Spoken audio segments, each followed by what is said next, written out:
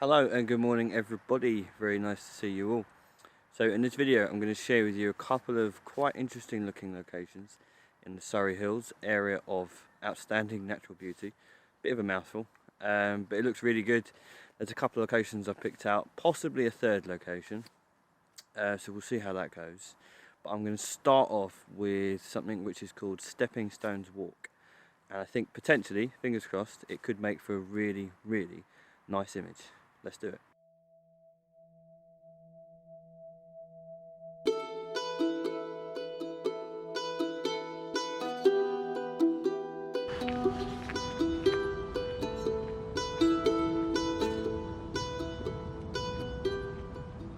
So, I did actually stop en route to the Stepping Stones Walk. I found this really quite nice scene of this wooden gate overlooking these incredible views. Just almost a complete panorama view. Just amazing. The mist is still quite thick. I'm not really used to these kind of conditions, so it is just amazing. Absolutely love it. Yeah, I got a chance to fly the drone as well. It was a good opportunity to fly the drone, so I just went for it and took one or two images of that mist and those amazing views. Sun had already risen, to be honest with you. The mist was quite thick on the way up, and there wasn't really too much of a sunrise, but that's okay, that's okay.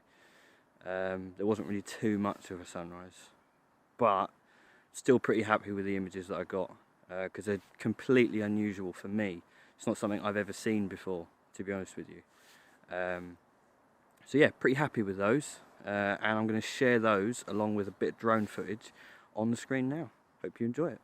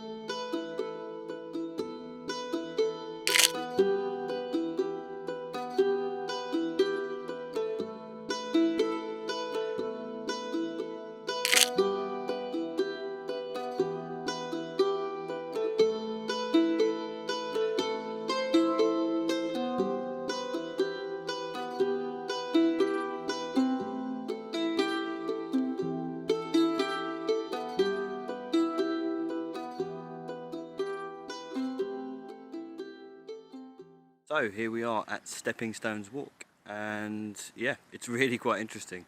You've got these stepping stones, obviously, hence the name, which cross over the River Mole. I think I've got that right. And there's some really nice things happening here that I like in particular.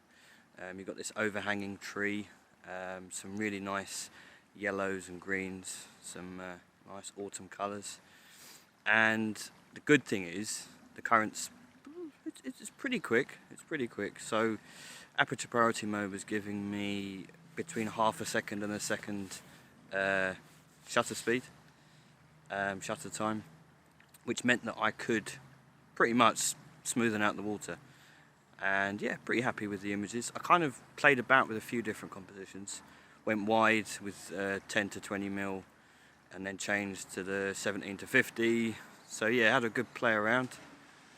And a dog's just gone in the water, so we're all good. But no, it's really nice. Some nice people also out enjoying a nice morning walk. It's really nice. First time here, love it, absolutely love it. I will roll the images now.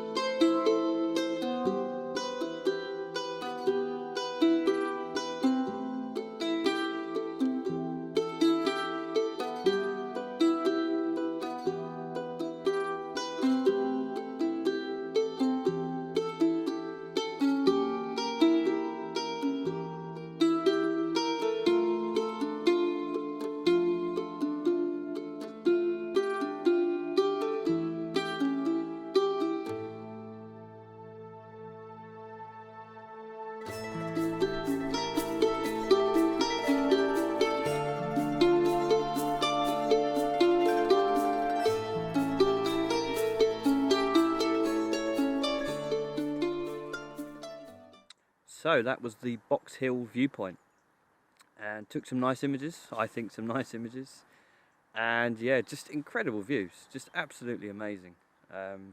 First time here, and it's popular, I have to say. There was a few people walking their dogs and just enjoying the amazing views, and why not? I mean, enjoy the great outdoors while you can. That's what I say. Enjoy being outdoors while you can. But yeah, pretty happy with the images that I got. Some really interesting compositions, or what I found was an interesting process in how I was composing my images. To briefly mention my last video, from Richmond Riverside, where from location number 2, I used a 70 to 300mm lens, which is the first time I've done that for landscape photography.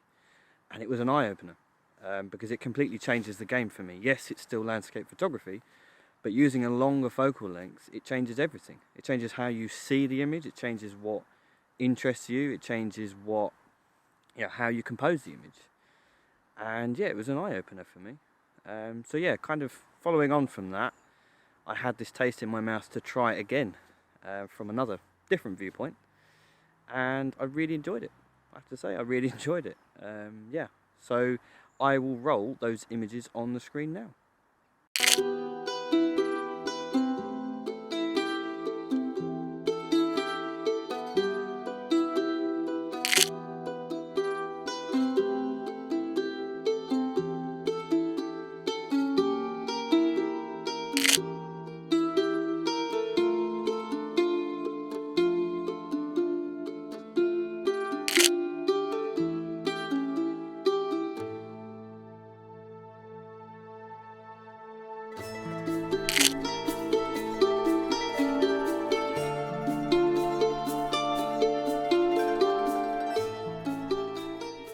Right, I hope you enjoyed those. I certainly enjoyed the views from Box Hill and just taking it all in. I really enjoyed that.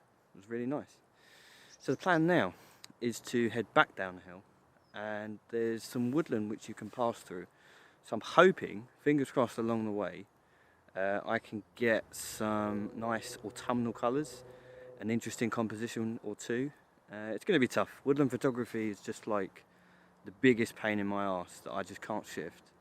I keep going, I keep trying. I'm determined one day to take a decent woodland photography image. But yeah, I can't ignore it. I have to do it. I can't ignore it. So let's see what happens. Stick with me.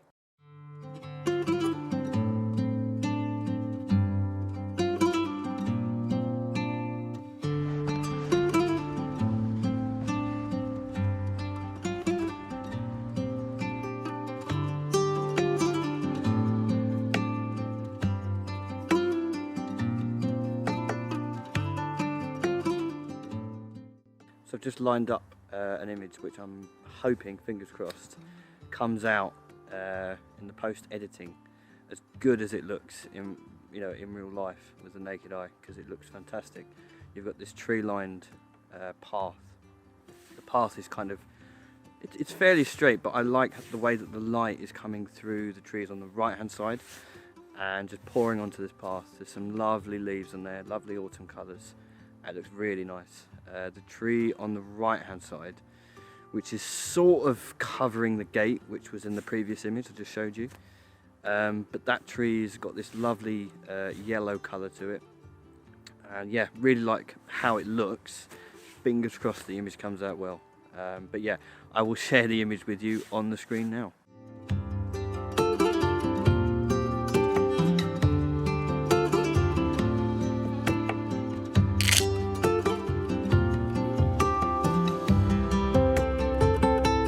So there we have it. The last few images I took, pretty happy with.